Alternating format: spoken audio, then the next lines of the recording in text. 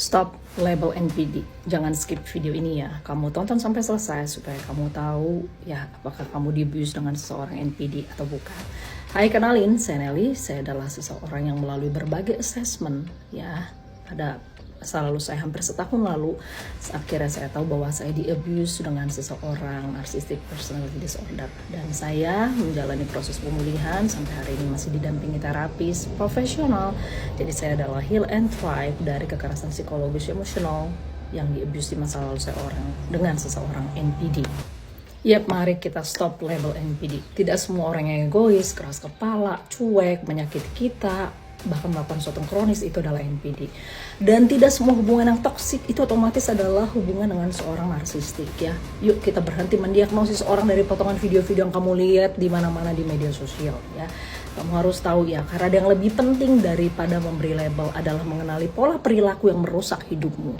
Nah, ini dalam literatur psikologi, hubungan yang melibatkan sifat narsistik sering menunjukkan pola berulang seperti ini. Ini polanya berulang ya, bertahun-tahun. Yang pertama adalah idealization atau love bombing. Di awal hubungan kamu dipuji, diistimewakan, dibuat merasa sangat spesial. Too good to be true ya, hadiah dan lain-lain, name it ya. Lalu dia akan move ke devaluation ketika kamu mulai punya pendapat sendiri, membuat batasan, atau nggak lagi memenuhi semua keinginan atau keinginan mereka. Kamu mulai dikritik, manipulasi, gaslighting, itu muncul semuanya ya. Bukan cuman itu, setelah itu dia akan discard kamu. Yes, discard. Saat kamu mulai mempertanyakan perilaku mereka atau kamu minta pertanggungjawaban, kamu ditolak, diabaikan, atau diperlakukan seolah tidak berarti. Nah, itu adalah silent treatment.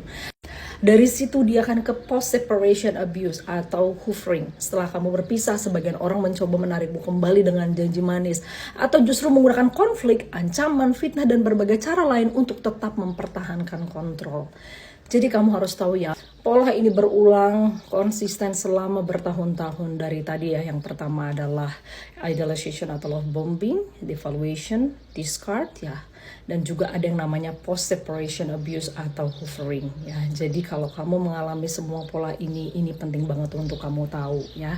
Kamu akan tahu dan kamu menjadi sadar. Setelah kamu sadar, apa yang harus kamu lakukan ya. Jadi sekali lagi, jangan label. Kita nggak perlu menjadi psikolog ya untuk mengenali bahwa suatu perilaku itu menyakitkan. Tetapi kita juga tidak perlu memberi diagnosis kepada semua orang. Kamu NPD ya? Kamu NPD, semua orang bikin konten NPD, bukan itu. Fokuslah pada pertanyaan ini. Apakah hubungan ini sehat? Apakah saya diperlakukan dengan hormat?